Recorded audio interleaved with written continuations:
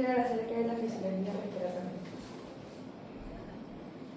Bueno, en anatomía estos son órganos pares, van a ser asimétricos, es decir, que no van a tener la misma medida el pulmón derecho que el pulmón izquierdo. Va a ser junto a la tráquea, que se va a unir junto con los bronquios, va a estar en el mediastino, se va a alojar en las cavidades pleurales, va a estar en contacto con la pleura visceral y este va a estar unido con el corazón y la tráquea, y este va a contener lo que va a ser el árbol bronquial. La diferencia entre el pulmón derecho y el pulmón izquierdo es que el pulmón derecho va a pesar mucho más, va a ser mucho más largo, ya que en la etapa embrionaria el hígado se comienza a extender y eso hace que empuje para arriba al pulmón derecho. Este va a ser más ancho, siguiendo con lo anterior, con lo del hígado, le da mucho más espacio longitudinal para que este se pueda desarrollar mucho más.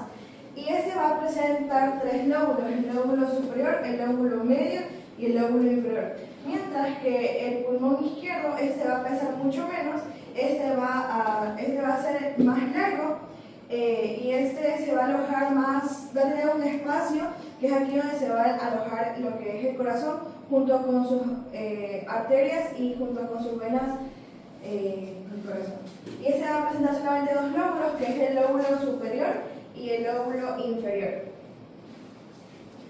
Bueno, lo que es la ventilación pulmonar es prácticamente la entrada y la salida de la entrada y la salida de aire de la atmósfera hacia los pulmones, y esto se va a dividir en dos movimientos que va a tener, que va a ser el movimiento diafragmático, es decir, que la respiración va a ser tranquila, de forma involuntaria, que este va a ser el movimiento hacia arriba y hacia abajo, que va a alargar y acortar la caja torácica.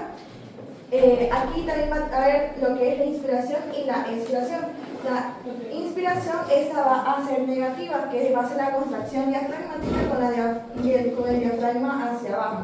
El diafragma va a ser un músculo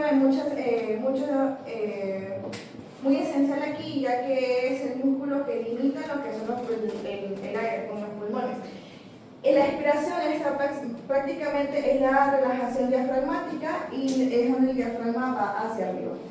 Tenemos lo que es el movimiento costal, es decir, que esta es una respiración voluntaria y esforzada, y es la elevación y es el descenso para aumentar y reducir el diámetro antero-posterior de la cavidad torácica. La mecánica de la ventilación, indicando lo posterior, aquí vamos a ver los músculos que van a estar tanto en la inspiración como en la expiración. En la inspiración va a estar el intercostales externos, los esternocleidomastoideos, los senatos anteriores y los escalenos. Como podemos ver aquí, es cuando se comienza a aumentar tanto la caja costal elevada, el aumento del diámetro antero-posterior, los intercostales externos y bueno, los intercostales internos relajados. Mientras que en la expiración solamente van a trabajar dos músculos, que son los intercostales internos y los rectos del abdomen, porque aquí todos los órganos que están los empujan. Entonces aquí podemos ver lo que es la expiración de la ventilación. Ahí los músculos inspiratorios es el serrato, no es el senato. La mnemotecnia, acuérdense, siempre son con E. En la expiración son con los músculos. Los costales externos, anterior, son con la E. Intercostales externos, esternocleidomastoides, escalenos y los serratos anteriores, ¿no? Y el de la expiración solamente son los dos, y al contrario, el de costales internos y los rectos abdominales. Entonces recuerdan siempre esa mnemotecnia con los cuatro primeros y automáticamente se van a acordar de eso. Entonces en la anterior que hablaba de la ventilación, el diafragma ayuda a la ventilación pulmonar en una respiración pasiva y básicamente es para estructura, ¿no? A diferencia de la respiración forzada que ya usan los intercostales, y eso es para en lo ancho, ¿no? Esa es la diferencia de la una con la otra. Entonces en la respiración pasiva no hay el uso de estos músculos respiratorios, para la redundancia, y solamente el movimiento dentro del diafragma. Bueno, y las presiones pulmonares, esa prácticamente es la diferencia entre presión alveolar y pleural.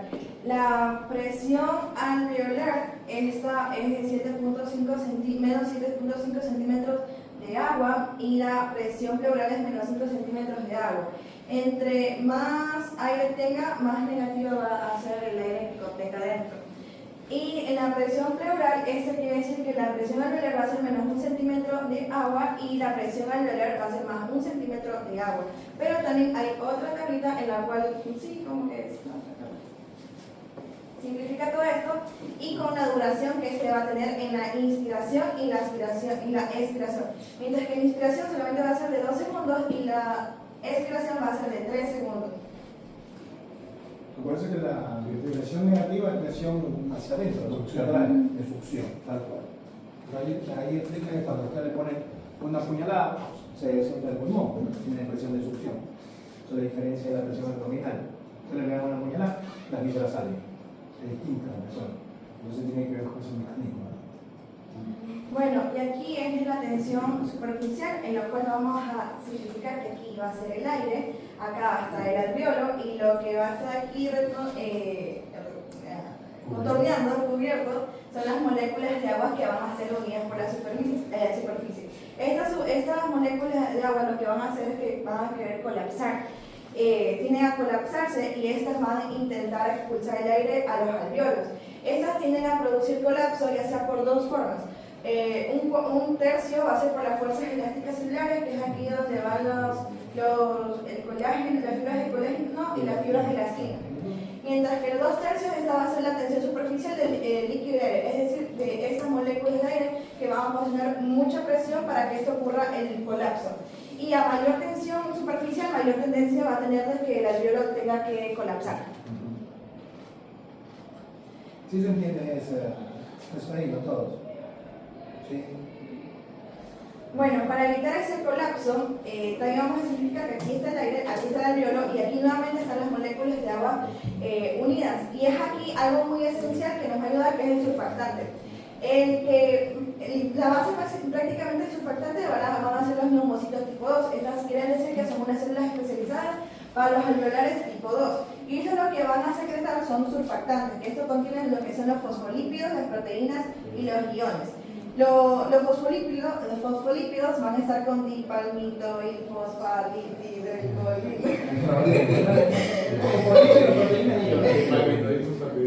Eso. Las proteínas van a estar con las proteínas del surfactante y mientras que los iones van a estar con los iones de calcio. Eso prácticamente los neumocitos tipo 2 van a constituir el 10% del área superficial alveolar. Y este surfactante va a ser un agente activo a la superficie del agua y eso lo que va a hacer es reducir la tensión superficial para que el alveolo para que el aire dentro no se pueda colapsar junto con el alveolo y las moléculas de aire que van a tener fuera, ya que van a ejercer como una presión hacia adentro. La presión, porque las uniones estrechas del agua lo que hacen es atraerse la una contra la otra. Entonces, el surfactante lo que hace es romper estas uniones para evitar el colapso del alveolo y que se realice el intercambio gaseoso, normal, ¿no? Entonces, ese es el concepto. Entonces, cuando hay una patología, que justo hablábamos hace unos minutos con los chicos, que es la megatayalina, ¿no? O la insuficiencia neonatal. ¿Algo, no? Esta enfermedad lo que hace es una deficiencia de surfactante y evita que no colapse básicamente el alveolo y por eso estos pacientes o los neonatos hacen una insuficiencia ventilatoria. Se tiene que ver con este mecanismo, ¿no? O puede haber una mutación genética a nivel de los neumocitos tipo 2, que es lo que produce una disminución de la presencia del surfactante. Entonces, nada, eso. Bueno, llegan los volúmenes y las capacidades que se va a tener. Bueno, ese volumen corriente va a ser involuntario.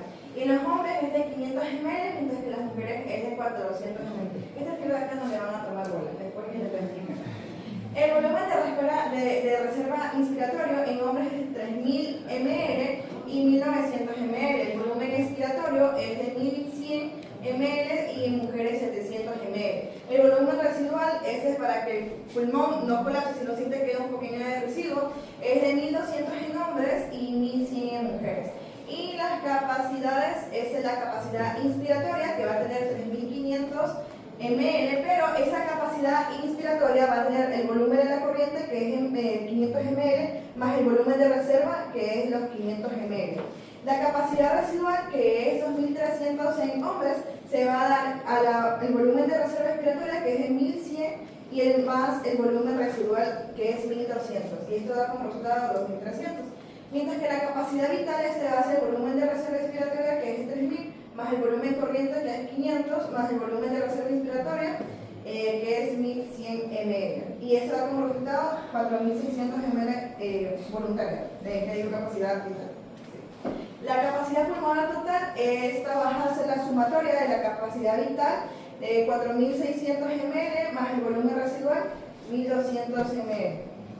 Entonces, esto, como yo les dije, no sé si les decía a ustedes en la clase anterior, cuando vemos los volúmenes, básicamente hay una mnemotecnia para ver todo acá. Si se saben los volúmenes, se saben las capacidades automáticamente. Entonces, el volumen corriente, ¿sí? Con inspiratorio, ¿sí? Hace la capacidad. Pongamos 1, 2, 3 y 4, ¿no? Los dos primeros hacen esto. Los dos segundos hacen esto, ¿sí? 1, 2 y 3 hacen la tercera y los 4 hacen la cuarta. No. Entonces, si se saben los volúmenes, se saben las capacidades: 500, 3000, 1100 y 1200. Vamos, volumen tidal, que es el volumen corriente, es la respiración normal que uno hace, ¿sí? Y esa es la que no usan los músculos, ¿no? Es el movimiento que forma normal. Y eso es una parte de hacer la pregunta de definición. El segundo es después de una inspiración forzada, ¿no? Y es como dijo Dome, que dura 2 segundos, ¿no? Entonces es una inspiración forzada. Y esto está interpretado en esta gráfica. Muy buena, para eso te dice. Entonces, esa es la inspiración forzada. Vamos. Una pregunta. Eso ahí, la que es de la capacidad respiratoria, no es, el volumen de reserva respiratoria, no es cuando respiras hasta lo máximo que llevas en una respiración normal. Volumen de reserva inspiratoria, claro, es como esto. Ajá, por eso. Y de ahí es como que vuelves a hasta el respirar toque. y vuelves a respirar otra vez. O es una respiración corriente y de ahí respiras. No, una respiración, tú siempre haces la corriente, Ajá. porque es involuntario y no te das cuenta. Entonces, cuando tú dices, a ver, respira profundo, tú ya no puedes hacerlo así. Ese es un volumen de reserva respiratoria. Eso, el pico. Entonces, y cuando te dice, exhale, si te das cuenta que demora más, y no puedes exhalar, y ya eso ahí, no te puedes seguir desinflando. Entonces, ese es el de acá. El volumen de reserva respiratoria. Sí, claro, que es la sumatoria de esto con el de aquí y el de acá. Entonces, haría esta gráfica así, más o menos, ¿no?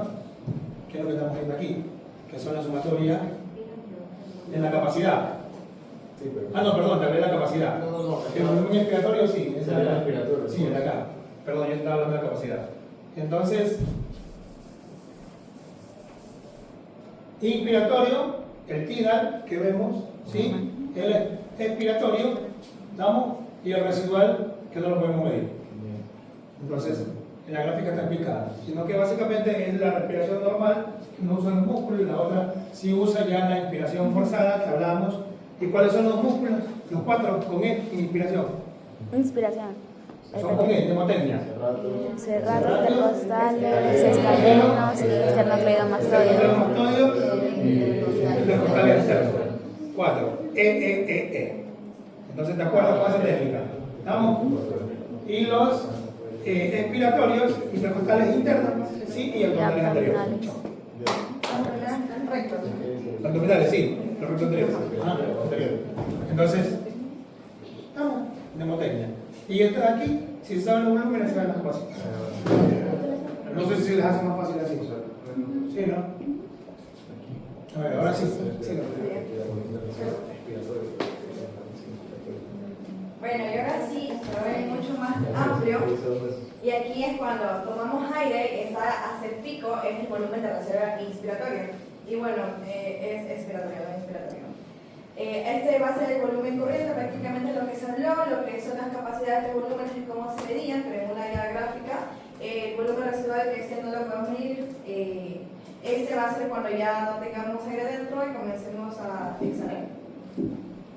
Volumen de reserva expiratoria. Y bueno, aquí tenemos la capacidad, la capacidad pulmonar, que es 5.800 ml, y esto varía dependiendo de cualquier enfermedad que haya tenido, como le indicó el doctor, o también puede ser aliado con el EPOC, asma, etc.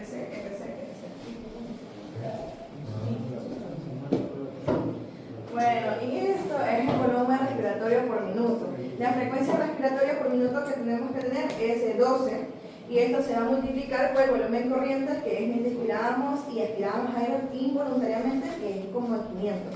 Y esta multiplicación nos da como el volumen respiratorio por minuto normal que tenemos que tener, que es 6.000 mililitros por minuto. Bueno, es la cantidad de aire nuevo que vamos a tener en las vías respiratorias. La ventilación alveolar es prácticamente, para reducir, es el espacio muerto. Se va a clasificar prácticamente que en dos, que es el aire que respiramos y no hace intercambio gaseoso, que es la nariz, boca, faringe, tráquea, bronquios y bronquiolos.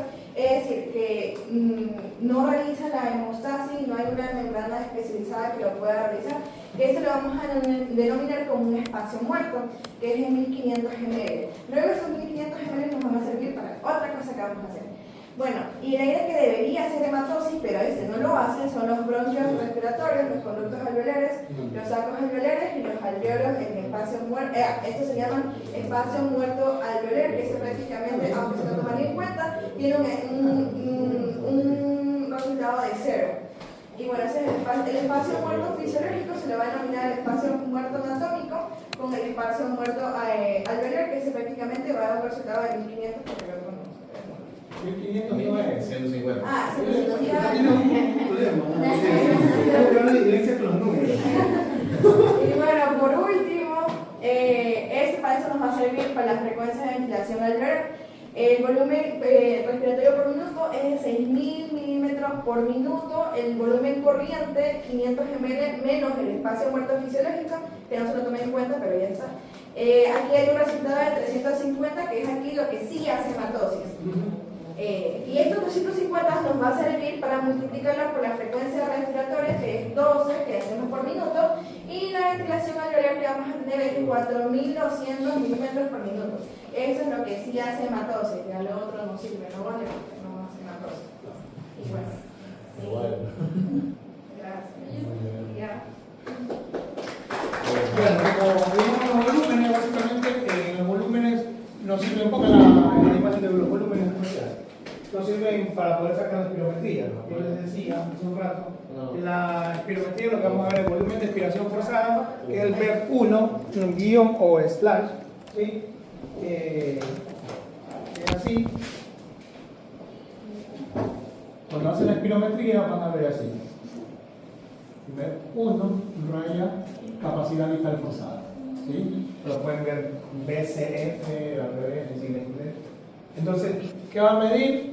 El volumen de expiración forzada después de una inspiración, ¿sí?, profunda. Ponte todo en el espirómetro. Entonces le indico eso porque vamos a ver ahora en el inicio cómo se hace y va a dar la gráfica. ¿Sí? Y el otro es la capacidad vital forzada, básicamente, que es la sumatoria entre la expiración y el volumen residual, perdón, el residual no se lo mide, ¿sí?, y el vital. Entonces, todo esto, ¿qué va a hacer? Básicamente se traduce en porcentaje.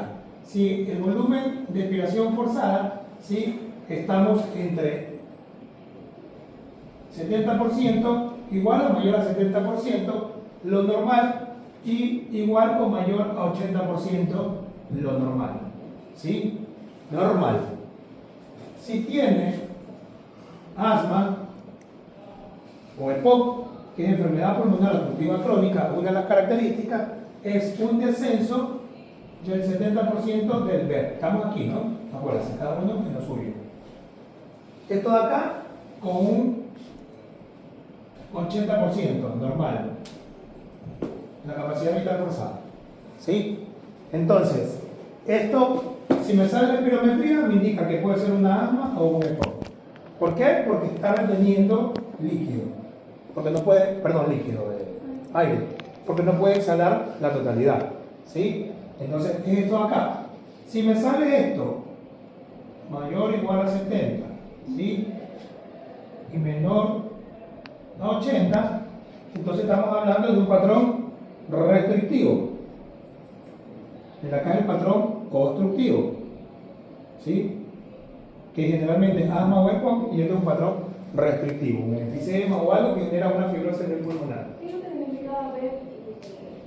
Volumen, respiración forzada y capacidad vital forzada. Y eso solo se lo saca con el espirómetro. Sí, con la espirometría te saca todos los cálculos. No, los valores que está ahí. La espirometría te saca los valores y te va sacando todo en la maquinita. Entonces te manda esto de acá. Porque cuando ustedes van a ir a la consulta y algún día que te llegue el papelito, te dice, doctor, es que me hice una espirometría. Y cuando yo no entendí, ¿qué me trajo? Porque son puros números que no entiendes. Entonces, vas a ver esto de acá con el PEP, ¿sí? Que es el famoso PEP1-CBF. Entonces, el patrón restrictivo, ¿no? Estamos acá. Si es menos de 80, un patrón restrictivo. Pero también puede haber un patrón mixto, ¿sí? Puede estar menos del 70 el PEP y el CBF menos de 80. Entonces, esto puede ser un patrón mixto, tanto restrictivo como obstructivo. ¿Estamos? Entonces, básicamente, eso mira la espirometría. ¿Y cómo lo miran? Si ustedes se saben los volúmenes. ¿Estamos? Y las capacidades se las van a saber básicamente por eso. Doctor, una pregunta. Sí. Por ejemplo, a mí me hicieron una espirometría porque yo estoy asegurada, entonces, pero me indicaron que también las espirometrías se hacen para personas que trabajan en minas. Sí, o obvio. con plomo. Claro, eso es indiscutible. Sí, a los que trabajan en gasolinera, a los que tienen contacto con metales pesados, los que trabajan con asbesto, los que trabajan en holding, ¿sí? Que son trabajos de alto riesgo. Los que trabajan en gasolinera con el plomo, a full. Incluso anemia plásica, falla renal, intoxicación por el mismo plomo. Es un efisema. ¿Ah? Un efisema. Es una. Permite que el pulmón se distienda normalmente, lo produce rígido. Ya. Entonces, no tiene la capacidad de distensión normal. Una fibrosis pulmonar. Más o menos, tal cual. Así es. Entonces, vuelve el parénquima pulmonar, que es elástico, lo vuelve más rígido. Entonces, disminuye esa capacidad. Entonces, de ahí, bueno, habría que hacerle otro tipo de estudios. Generalmente hay una especie de ecografía que se llama elastografía. Creo que sí se puede hacer en pulmón, pero generalmente se hace con órganos sólidos, sobre todo en hígado, ¿sí? Para ver qué capacidad de elasticidad tiene. Por eso se llama elastografía, más conocido como el FibroScan, que es la marca. Entonces mira la capacidad de elasticidad que tiene esto acá. Pero en la espirometría, entonces le dice el tipo que le hace, que generalmente es el tecnólogo, a veces no hacen los neumólogos realmente, y solo lo interpreta. El tecnólogo le dice, respire hondo, Y sople. sopla con toda la fuerza, ¿sí o no? Tengo una cosita que- Claro, porque tiene que ver por la boca. Sí. Entonces, porque trata de evitar el espacio muerto, ¿no? En realidad, porque se le queda más acá, pero para que trate de soplar todo por boca, porque usted puede soplar y también le sale por acá. Entonces pierde el aire, por eso le tapa la nariz, ¿no? Sí. Entonces le dice, respire hondo, y usted ya se ha hecho. Sí. Respire hondo, bote todo lo que pueda, y bueno, y va viendo todas las capacidades, entonces va viendo cómo se mueve, todo acá, y va viendo. Cuando hicieron la espirometría, ¿no lo hicieron así? Sí, Sí, bueno. 3 veces hacer así. Bueno, claro, porque él quiere ver cómo se comporta, entonces va haciendo la maquinita. Entonces mira todo esto de acá. Entonces, respire normal y usted está normal. Otra vez, hondo, Sople. sople. Y no piden estar agitado también por la espirometría, para medir. No, ¿por qué vas a ir agitado? No, si estás sentadito, entonces te van a hacer la prueba. Obviamente si estás agitado va a salir alterado, pues no, pues estás agitado, normal. Entonces básicamente miden esto de acá y eso es patio, ¿sí? Entonces cuando ustedes vean, les pasen esto de acá, el porcentaje ustedes más o menos lo van calculando. Entonces lo perfilan, o si alguien llega te dice, porque es la típica que te llega, van a medicina general y quiere que les cure todo. Me duele aquí, me duele acá, yo tengo un cálculo, tengo cálculo en la vesícula. Señora, ¿por qué viene? Por gripe. Entonces, chao, vaya, paracetamol y huele por aquí. Porque no tienen idea. Entonces me llegan así, y cuando me llegan así le digo, señora, nefrología, ¿por qué vino? Sí, doctor, pues ya que estoy aquí, yo no hago medicina general hace 10 años. Nefrología, me enfoco, porque si le das piola, se te van de largo y te cuentan de cuando tenía 3 años. Y la señora tiene 85, Dios mío. Quiere tirar la porra para allá. Entonces, más o menos así, ¿no? Estamos hasta ahí. Vamos a ver el inicio de ¿sí? En este menú. Y vamos a ver los valores que presenta. Entonces, elegimos, nos dice la opción normal, ¿no? Apareció el individuo que le vamos a hacer la espirometría. Entonces, después elija este de acá y vamos a ver. Yo creo que yo no sé si te puede ir ahí. Bueno, no te pidas física. Dios mío,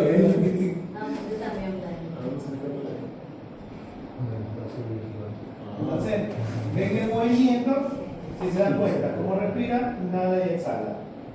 Entonces dice, note que el volumen es mililitros, ¿no? ¿Y qué más dice acá? Mililitros son... El volumen de corriente que da volumen de corriente activa y el volumen de espirometría por una selección. está pausado. La capacidad vital forzada. Tiene que seleccionar la capacidad de necesita forzada. Acá está. Aquí ya está. No, esa Perdón. No, eso es un full reading. Perdón. Acá está. Entonces, si se dieron cuenta, está haciendo una respiración normal, ¿no? ¿Sí? Entonces, eso es lo que está demostrando en las ondas, en la gráfica. Iniciamos nuevamente. Entonces, ahí estamos. ¿Qué dice? Cliqué en cada uno de los botones. Ajá. Está Está mejor el inglés de Seba que el mío, ¿no? Está mejor, ¿no? Y yo pienso que soy el parejón de la Bueno, en el volumen tira dice lo siguiente y los volúmenes de las capacidades, van viendo, ¿no? Entonces elegimos, ¿no?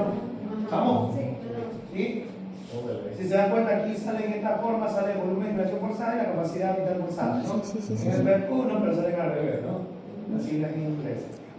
Entonces, la misma máquina me va a sacar. Entonces me saca cuánto tiene 500. de tirar 500, ¿no? Y el parámetro que vemos nosotros, ¿no? Este es el volumen de respiración. Volumen sí, expiratorio, perdón. De respiración, sí. Volumen expiratorio.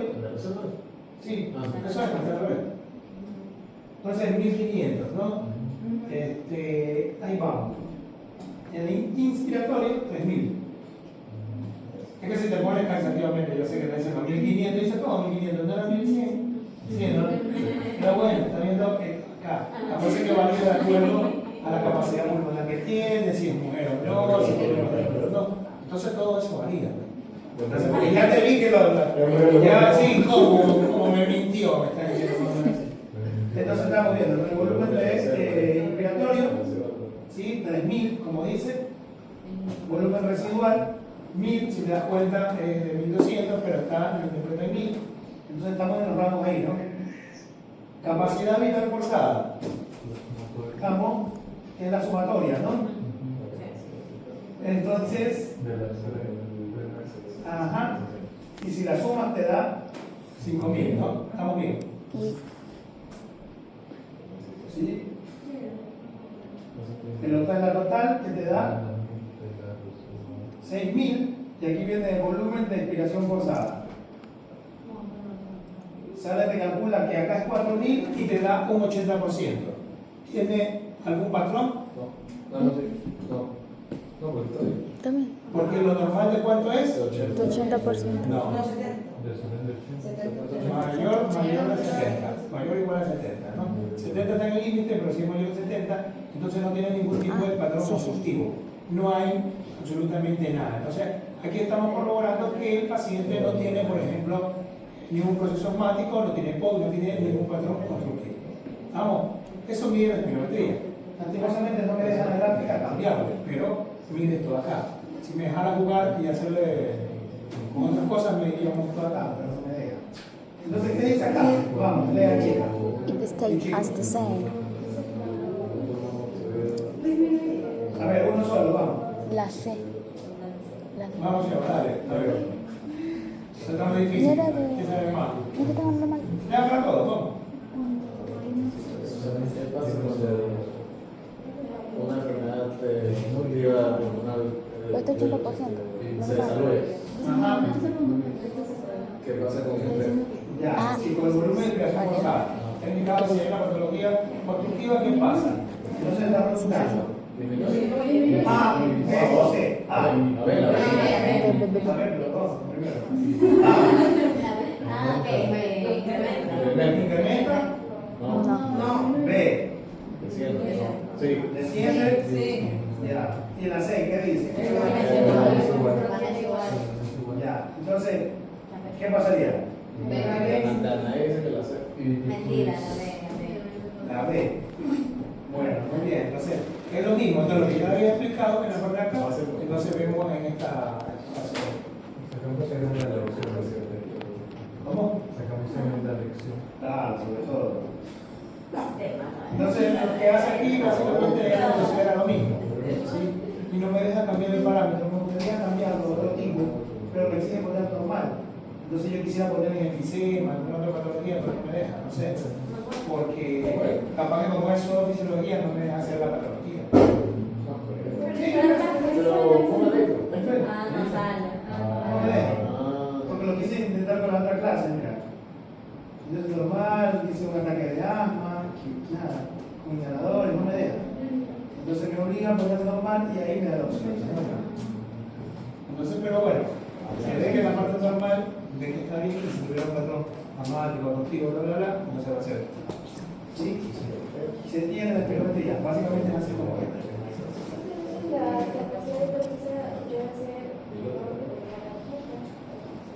No, tiene que ser mayor o igual a 80. Ese es el efecto. Claro, la capacidad vital pulsada. Si el CBF o el FBC, al revés, ¿no? Cuando hay algún tipo de enfisema, cuando hay una fibrosis, ¿sí? Se podría hacer una, no sé si en las telestasias consiguen un patrón restrictivo. ¿La telestasia? Sí,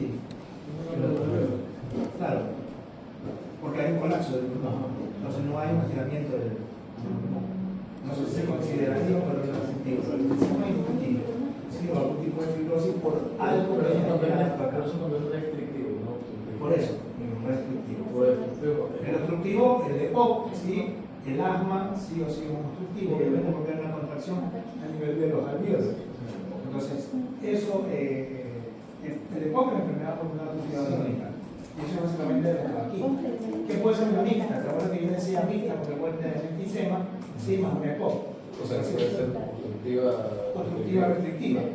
Entonces, es lo que yo le expliqué, mixta, lo que se tiene. Es una de las siglas. El CBF tiene menos de 70 y menos de 80, entonces lo más probable es un patrón obstructivo. Lo más probable es porque la espirometría le da una orientación. Entonces, ahí el especialista le mandaría algún otro tipo de estudio adicional para ver si entra o no entra o encaja con la historia clínica del paciente. Entonces ya el tratamiento sería combinado. Entonces ya eso es el neumólogo, el especialista, ¿no? Ya, eso en la cárcel, en la espirometría. ¿Preguntas en esto?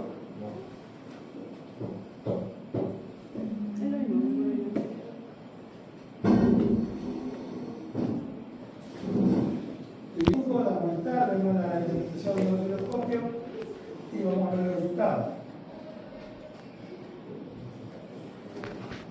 Entonces es un movimiento normal del pulmón y vamos a ver cómo lo interpreta.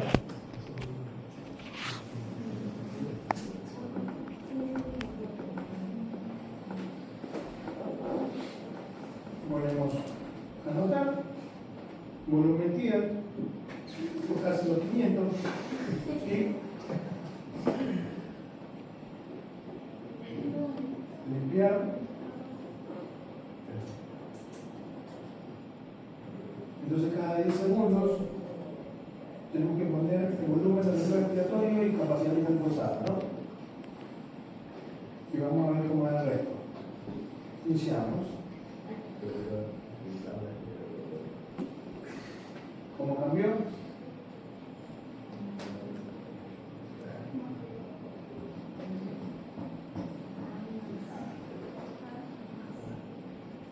Entonces básicamente lo que hace es interpretar la gráfica como dijo Doménica, ¿no? Que mostraba en la gráfica anterior, y que ve una volumen tidal, una respiración normal, cuando hacemos un volumen de reserva respiratoria, cuando tiene que interpretar acá, ¿sí? Y la capacidad forzada, que es la sumatoria de las otras tres. ¿Estamos? Entonces lo que está interpretando es todo esto. Aquí vemos volumen de reserva expiratorio 1200, el tidal 500, el inspiratorio 3091. Entonces básicamente está en el rango, ¿sí? Volumen residual 1200, como dice la literatura, ¿sí? El BEP y la capacidad total. Entonces con una frecuencia respiratoria de 15. ¿Estamos? Está sacando todas las gráficas. ¿Qué dice acá? La B. Participan en la expiración. ¿Qué dice? A ver, ¿qué músculo se contrae? La expiración. Nada, tranquila, bueno. ¿Cuáles son? A. A. Intercortales externos y el músculo diafragmático. B. No, ninguno. A ver, vamos, a ver. Abdominales. Sí, porque tengo un diafragma también. Pero a ver, vamos a las opciones, a ver qué se suelta. A ver, ¿qué dice la A? Intercostal externo y el diafragma. B.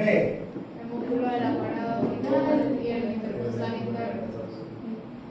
Ya. C. Intercostal externo. Externos e internos. Y B. La B, porque es Ya. ¿Por qué no la A? Inspiración y En los intercortales externos, ¿dónde se usa? Inspiración.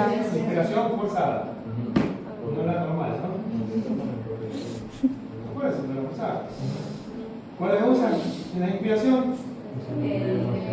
Los cuatro. Tal cual. Entonces, la B. Abdominales y los intercortales internos. Internos. Sí. La B. Sí. ¿Te parece que sí? Es la respuesta. Son los rectos del abdomen Ya, y eso es para cuál? Para una la expiración. expiración. ¿Y aquí qué está diciendo? Los músculos se contraen. ¿Una expiración qué? Normal, callada. No, pero es normal.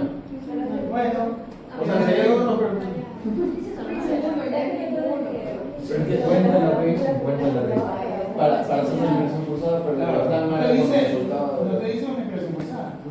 Ya, póngale la D. Bueno, Ninguna. entonces se acuerdan que decíamos que el diafragma tiene que subir y bajar en una respiración normal. Yo te digo. Entonces, ¿cuál es? La B. La D sería. Vamos a ver si nos da la opción, si no ponemos mal todo. Entonces, los otros se usan, los músculos son los músculos accesorios que se usan en la respiración. Inspiración y expiración. Forza. Vamos. Tam.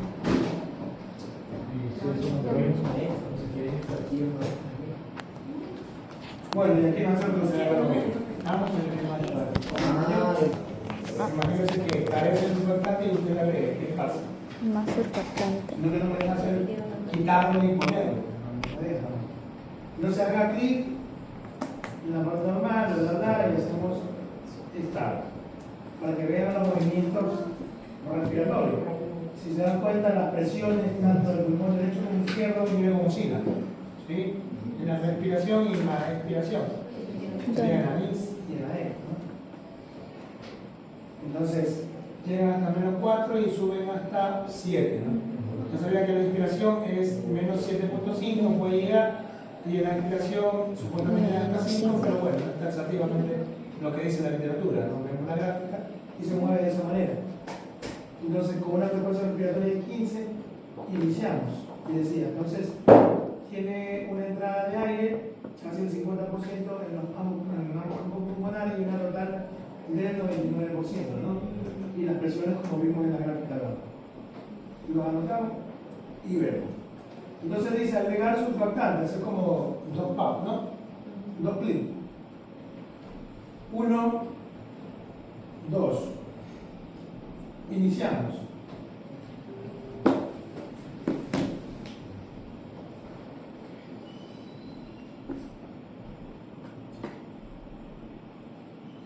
¿Se dan cuenta de la gráfica cómo cambia? Tiene mayor entrada de aire en ambos campos pulmonares. ¿Sí? Y el total de Dios, se dan cuenta que en el lado derecho y izquierdo cómo aumenta, ¿no? Y el total llegó a 139 en comparación del total del 99, ¿no? Entonces, vemos acá la comparativa.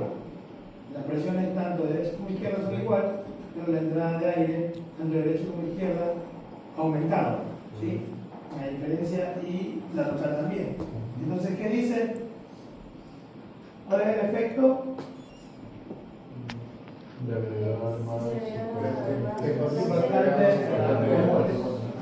Increase. Air flows increase. Incrementar o la C. ¿Cuál es? La B. Porque está aumentando. Uy. Entonces, eso. Muy bien. Sí, no nos dio el puesto, pero obedece. Entonces dice que agreguemos más surfactante para ver qué pasa.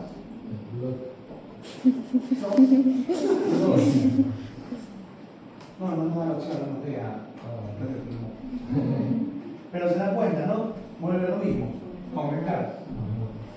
¿Sí? ¿Por qué? Porque sabemos que rompe la tensión del agua, ¿no? Entonces no permite esa presión que vaya hacia el centro, que colapse. Entonces hace que el alveolo se extienda mucho más, ingresa mucho más aire. Entonces es lo que está haciendo, la capacidad aumenta. Entonces imagínense si me dejara hacer la maquinita, quitarle el surfactante, entonces viera cómo no ingresa el aire, ¿no? Entonces el paciente no podría respirar porque colapsa. ¿Estamos? Acuérdense que aquí es a mayor resistencia, menor presión. ¿Sí? Entonces menor resistencia, más presión. Entonces eso pasa con los alvéolos de menor capacidad, los alvéolos que tienen menor diámetro. Entonces como tienen mucha más resistencia por tener mucho más diámetro, hay un colapso mucho más fácil. Por eso cuando hay gripe, cuando pasa todos los problemas respiratorios, los primeros que colapsan son los alvéolos de menor diámetro. Entonces disminuye la capacidad ventilatoria de la persona y lo que tú tienes que hacer es reclutar esos alvéolos. Entonces mejorar el proceso infeccioso, mejorar el proceso respiratorio que tiene y obviamente usan corticoides, usan los beta-adrenérgicos. Parece que la acción beta con el salbutamol, a veces te hacen nebulizaciones con adrenalina.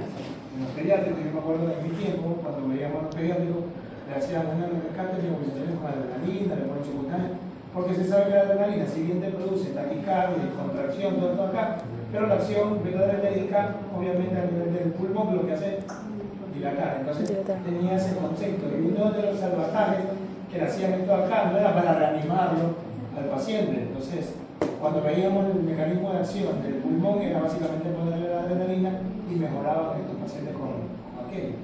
Entonces, con el salbutamol también los PAF, ¿no? Entonces, hace ese mecanismo que, si bien te produce taquicardia, te produce. A mí el salbutamol me pega horrible porque me da taquicardia, no tengo ni idea. Pero, gracias a Dios, yo no soy asmático ni alérgico, si no, no sé qué haría con el salbutamol. Pero a nivel pulmonar, broncodilata, ¿no? Por el mismo mecanismo. Entonces, contrae la parte cardíaca. Esto de acá.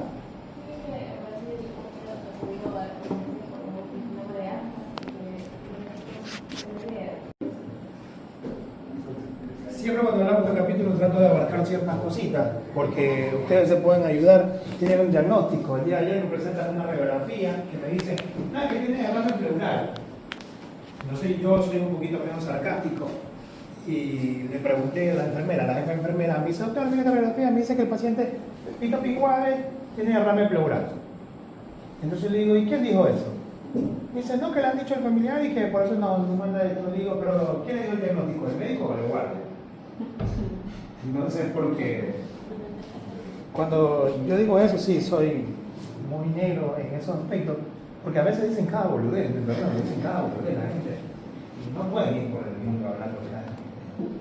Entonces, hay que ver un parámetro y cómo ver una radiografía normal. Entonces, ustedes van a ver, después van a ver la parte anatómica, porque ver radiografía, pero básicamente lo que estamos viendo aquí es como para verlo, ¿sí? Y traducir, entonces el pulmón siempre tiene que ver la parte sólida y la parte blanda. Entonces va de afuera hacia adentro, siempre. Lo que estamos viendo aquí, lo que se ve negro es radiolúcido y lo que se ve blanco es radiopaco. Así se ve. Vamos. Entonces, vemos los ángulos, se supone que aquí está el diafragma, ¿sí? Que no lo vemos. Entonces, esta es la curvatura que se hace por el diafragma. Este es un ángulo costofrénico, perdón, costo diafragmático, y este es el ángulo costofrénico. Siempre se tiene que ver así los ángulos.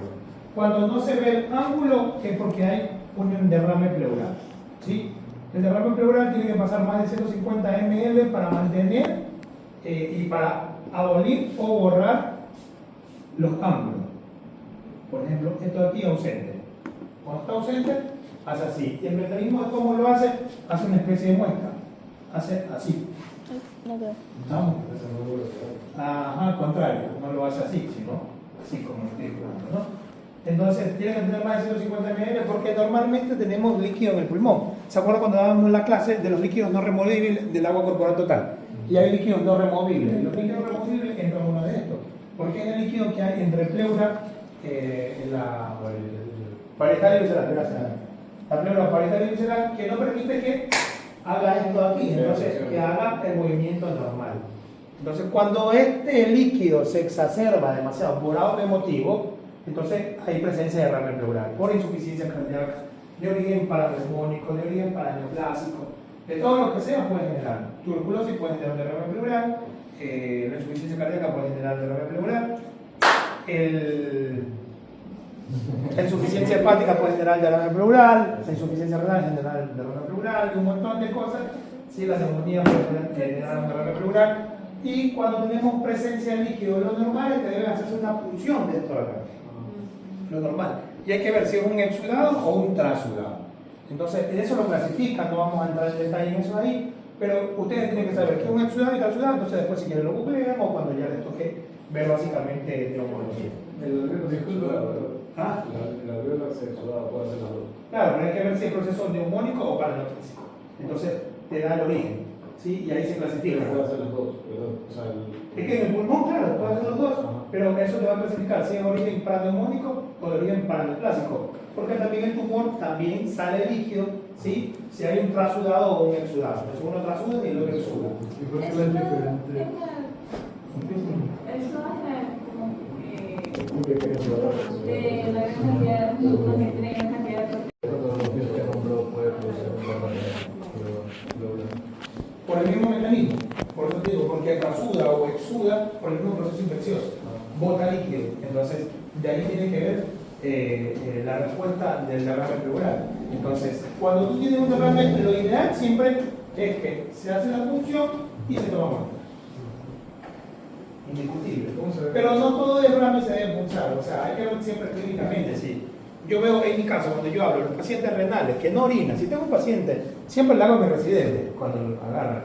Entonces, no es que tiene derrame pleural, doctor, y puede ser que tenga una neumonía, no sé qué. Le digo, ¿el paciente orina, señor? Don Pepe, ¿usted orina? No, doctor. ¿Desde cuándo orina? Hace como 5 años. ¿Cuántos años en diálisis? Como 15. No orina nada, ni una gota, doctor. En primer lugar, no orina. ¿Con cuántos líquidos viene el señor? Uy, siempre viene 2.5, 2.8, 3, 3,5. Que el señor se toma hasta el agua del florero. En vez de bañarse, abre la boca. No, los pacientes son una cosa. Entonces, lo veo el señor y las papas son como tamales, chicos, son una cosa así. Entonces, y ahí no me puede decir que no origen paraneumónico. ¿Cómo va a decir? Si el señor tiene la pierna como tamales, se toma el agua de los floreros, ¿sí? Entonces no hace caso, siempre viene con 4 kilos. No, pero es que pesa 70 kilos, doctor. Y de 70 kilos yo solamente le saco lo que me cae de exceso. Sí, pero el señor ha bajado de peso. Señor, ¿usted está comiendo? No, doctor, no tengo hambre, solo paso tomando agüita. No sé por qué tiene que estar urémico, porque no quiere comer, 30.000 cosas más. Entonces, si le ves toda esta característica y tiene derrame pleural, y yo le digo, chico, y tiene oreja, mueve la cola y ladra, ¿qué? ¿Una jirafa? ¿Qué va a hacer? Un pedazo, es sencillo. ¿Estamos? Entonces no me puede decir que es de otro origen. Yo voy a pensar que es cardíaco básicamente porque tiene una éxtasis de los vasos, ¿sí? Y el líquido sale, pues no, porque tiene más. Entonces aumenta la presión hidrostática, ¿sí? Supera todo este mecanismo y aumenta todo el volumen, el intersticio, bla, bla, lo que ya hemos hablado. Entonces aumenta y todo este líquido se va a depositar en las cavidades donde no tiene que haber. Entonces, en la pleura, en los vísceras, en la parte del intersticio, todo. hay el edema, bla, bla, bla. Entonces puede generar la El reflujo. otro día un motor se puede ver igual. Pero también- Ahí vamos, bueno, ahorita estamos en líquido. Entonces, Por eso. ahorita estamos en líquido, claro. Y si hay presencia en líquido y el señor, seguimos con mis pacientes renales que no orinan, y si el señor ha tenido tos, tiene fiebre, o a veces no hace nada, ojo, porque los pacientes tienen alguna patología, una enfermedad autoinmune, son viejitos, tienen diabetes, alguna cosa, generalmente no te responde como dice el libro. No, que está con neumonía, sí, hace una bacteria, comienza y hace insuficiencia ventilatoria. No, chico, el libro no sangra, el libro no te dice me duele, no, el libro te orienta, pero la experiencia uno va viendo, ¿no? Pero sí, o indiscutiblemente ustedes tienen que saber, porque si no, no van a entender nada. Entonces, los pacientes puntuales, en los míos, como somos pacientes inmunocomprometidos, muchas veces no te responden nada. No te responden nada el mecanismo fisiológico. Si usted tiene neumonía, va a ser fiebre, tos, dolor de costado y todos los síntomas característicos que le dice su loto. Pero en los pacientes no todos se comportan igual. Entonces, esos pacientes no dicen nada, pero hacen una placa de tórax apilateral y entonces le ves la mamá de los bloques neumónicos. Entonces te das cuenta solamente porque el señor comienza a desatar, ¿sí? Y te das cuenta que tiene un bloque neumónico o que puede tener solamente derrame pleural y algo de fiebre y todo esto acá. Entonces tú dices, ¿es derrame pleural de origen por sobrecarga o es derrame pleural porque tiene una infección? Entonces le haces un laboratorio, por ahí te mueve algo de los blancos. Entonces tú traduces más que puede ser de un origen paraneumónico. Porque muchas veces si tienes tanto derrame pleural que genera todo esto, imagínate, y tapa todo esto acá, puede ser que el bloque neumónico esté metido aquí, la neumonía esté metida acá, ¿sí? Y que está haciendo todo el mecanismo de presencia de líquido y tú no lo ves, porque está tapando todo. ¿Estamos? ¿Y cómo te das cuenta? Clínicamente. ¿El señor está dormido hinchado? No, no está. ¿El señor se cuida? Sí, se cuida. Entonces la presión, ¿cómo está? Está normal. Entonces no es de sobrecarga de volumen. ¿Estamos? Generalmente del lado derecho tiene que ver con sobrecarga de volumen. ¿Sí? Yo me acuerdo que siempre me preguntaba, si es derecho, es volumen. Si es izquierdo, es tumor, metástasis, o es tumor, infeccioso, lo que vos quieras, del lado izquierdo. Si es del lado derecho e izquierdo, puede ser por la misma insuficiencia cardíaca que hace examen pleural bilateral, porque ya es masivo, discutible. Pero si no hay derecho y solo hay izquierdo, búscale un cáncer, una papa metida en el pulmón, porque algo tiene. ¿Estamos? Entonces, ojo con eso. Entonces, siempre te dice la literatura punzar esto de acá. ¿Dónde se punza? Como dice la literatura de anatomía, en el borde superior de la costilla inferior. ¿Sí o no? Entonces, ¿por qué? Porque pasa el vago intercostal, el anterior y medio. Entonces, no lo pincha y por eso se hace en el borde superior de la costilla inferior. ¿Estamos? Si fuera traduciendo, sería borde superior de la costilla inferior, o sea, aquí. ¿Estamos? Entonces, cuando usted ve, le hace así, perdóname, usted viene y comienza a percutir. Entonces, hace, percute. Cuando tienes aire, va a sonar aire. Cuando tienes mate, va a sonar. Es duro. Entonces, se escucha anatómicamente. Mate, sí, timpánico o mate. Entonces, timpánico es como un tambor. ¿Sí? Tambor. Tambor. Tambor. Tambor. Entonces, si yo le hago el brazo a ella, sonido cambió, ¿no? Entonces, esa es la parte semiológica más rápida que tú puedes ver. El paciente está con insuficiencia ventilatoria, no tiene nada, está en la rural. Y doctor, que vengo para acá, no está hinchado, no sabe si tiene insuficiencia cardíaca, no sabe si tiene algo. Sobre un paciente diabético, un paciente hipertenso, no se cura, no se hace nada, y viene con dificultad respiratoria, y comienza, y después, pum, pum, duro. Entonces tú vienes, ocultas rápido, hay presencia del murmullo vesicular, pero ausencia en la base. Entonces, tú traduces lo que escuchas por la parte semiológica. Entonces, tú haces la referencia, paciente de 68 años con antecedentes de diabetes, hipertensión, de larga data, ¿sí? No medicado, paciente, o le puedo poner entre comillas, paciente no toma la medicina, no cubre los controles médicos, llega con un cuadro clínico de más o menos 48 horas de evolución, con una línea, clase funcional 1-2, entonces ahí después van a ver las clases funcionales, que vean en clínica, entonces clase funcional 1-2 o 2-3, y que limita la movilidad normal, porque ya le están poniendo las clases funcionales, ¿sí? Al examen físico presenta las ocultaciones, presenta disminución del murmullo vesicular en la base pulmonar y a la percusión o al examen semiológico presenta ruido mate en la base pulmonar derecha. ¿Sí?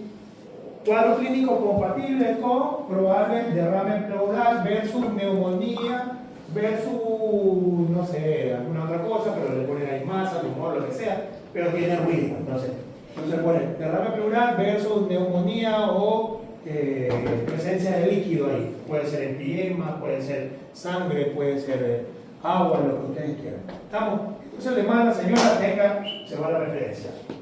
No te van a pedir radiografía, nada, porque tú estás en la rural, estás en el pueblo de Pimocha, a 3 cuadras, porque tomas un burro, entonces te vas para el fondo todavía, media hora más en el burro, ¿y qué vas a tener allá? Entonces, semiología, básicamente es eso. Si te llega una radiografía, espectacular, pero si no hay ni transporte, te vas en el burro, ahora imagínate que te vas a ir con una radiografía, ¿de dónde? Entonces, con semiología, ¿me entiendes? Básicamente es así. Y con el antecedente clínico, ¿por qué? Porque la señora que tiene insuficiencia cardíaca, que es diabética, que no toma nada, que es hipertensa, y no sabe si tiene insuficiencia cardíaca porque nunca va al médico, pero es hipertensa, con 15 años, y diabética igual, y que no hace nada, y es gordita. Entonces, ¿qué cree que va a tener en el corazón? Tiene un corazón así de este porte, pero no es porque ama mucho, es porque ya no tiene más. Entonces, ¿estamos? Sí, pero ¿qué se llama ese de ojo del pulmón? Esta es la cámara gástrica. Es aire. Recuerden que todo lo que es negro es aire y todo lo que es blanco es sólido y de ahí para abajo, ¿no? Entonces esto de aquí es la tráquea, ¿sí? Y aquí se va a dividir. Entonces imagínense, están los pulmones, ¿sí? Todo esto es aire y cuando hay presencia de efecto de masa, imagínense que hubiera un tumor, lo que hace es desplazar la tráquea, ¿sí?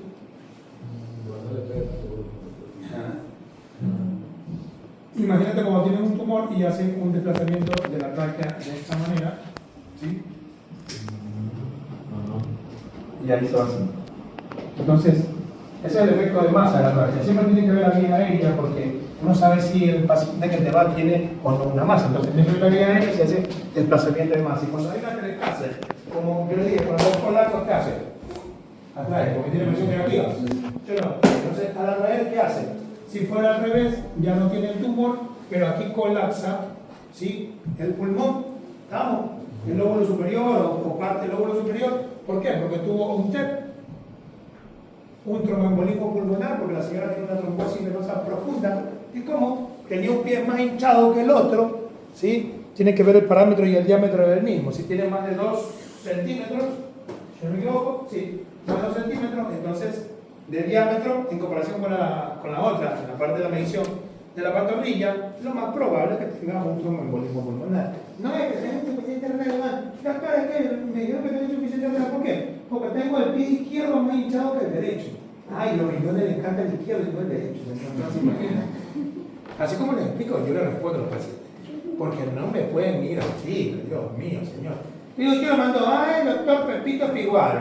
Dios mío, el doctor le mandó porque tiene un pie más hinchado que el otro. Y lo manda a nefrología, en vez de mandarle a hacer un Doppler de venas, ¿sí? Y decirle, señora, ojo, que puede tener un tromboembolismo, ¿no? Porque capaz tiene una trombosis venosa profunda. No puede mandar a nefrología. Yo que voy a mandar un patazo, vaya para allá. Porque tampoco soy tan malo, porque eso es medicina interna, es medicina básica, ni siquiera medicina interna. Entonces, señora, vaya a hacerse un Doppler. Y le va a pedir un Doppler de vena, no de arteria. Porque también los médicos van a hacer un Doppler de vena y arteria. La señora no tiene ni para comerse un arroz con huevo. Entonces, si usted le envía a hacer un Doppler, porque en los hospitales no hay nada, y le envían a hacer el Doppler afuera, le va a costar $150. Entonces, ¿y cuánto cuesta el venoso? Vale 70. Y los dos, 150, 180. ¿Y por qué es más caro? Porque la arterial tiene que ver un flujo, que el Doppler, que pica y pumpa. Bueno, entonces, la señora capaz que puede reunir los 50, 60, 70, donde pueda, y tiene que ver clínica. ¿Por qué le va a pedir venoso? Porque tiene una éstasis, tiene hinchado. ¿Y por qué no le pido arterial? Porque no tiene los pies como piqueros, pues. No tiene azul. Entonces, ¿qué yo hago? Si ocluyo la sangre, ¿qué se pone el dedo? Morado. Entonces, y si ocluyo por un trombo uno de los pies, ¿qué se va a poner? Morado. Es lógico. ¿Me entiendes? Entonces, cuando yo agarro a los residentes y yo le digo, ¿y qué le va a aplicar al paciente? Y le puedo poner un Doppler. Bueno, bien, doctora, bien. Me porto igual con todo, hombre y mujer. Bien, doctora, bien. ¿Qué? ¿Arterial o venoso? Y los dos para ver, y la señora no tiene, pero mi papá comerse un arroz con huevo. ¿Y cómo va a pedir? Y se quedan. Entonces, lógica nada más, chicos. No se le van a pedir uno venoso. Y si tiene los pies todos negros como las momias, ¿y qué le van a pedir? Le van a pedir un venoso. Claro, un material. Ya no le pido nada, lo que vaya a hacer al hospital, porque le cortan los pies. Y porque es común. Y lo veo a diario, eso ni siquiera necesita ser especialista como para que. Entonces yo siempre le digo a un residente que defendía siempre al IE, no, y defiende al IE porque la suegra trabaja en el IE. Digo, claro, usted defiende al IE de acá porque su suegra trabaja ahí. Se me quedó callado. Digo, no, yo creo que trabajan tus puros guardias nomás ahí. No trabajan en medio. Entonces ya ahora último, la semana pasada, que vimos una paciente, que le vemos, ¿y qué le dijeron? No, que están bien. Y cuando le saco era la momia. O sea, le faltaba tirarle el cuello nomás y hacer el dedito así, plum, para arrancarlo. Y tenía 3 dedos de los pies acá y los otros 4 acá. Dios mío, yo la quedo mirando y digo, ¿vas a seguir defendiendo el hospital? No, doctor. Entonces, en una sala de diálisis hacen más medicina interna que estando en el hospital. No. Entonces, ya te das cuenta que no puedes decirle a la paciente, no, está bien. O van a un médico X, no es que le hagan las curaciones, ¿qué le estás curando? Si eso tiene que cortar. No, y va donde un vacunar, le cortan la mitad del dedo y podrido acá y listo. Pues sí, no es que el flujo no aquí, no, el flujo te queda desde acá. Y comienza como jamón a fetearlo. Aquí, por acá, por acá. Y por cada feteada le vas sacando plata. No. Tampoco no te puede enriquecer los bolsillos, ¿sí? Por la costilla de la ignorancia del ser humano. Pero nada, eso lo mismo. Entonces, pasa eso siempre. ¿Se entiende esto aquí? ¿No? Entonces, y cuando hay presencia, esto es normal, ¿no? Entonces, cuando hay presencia, ¡a la mierda! Cuando hay presencia de aire, entonces se va a ver distinto, ¿no? Cuando veo sea miércoles.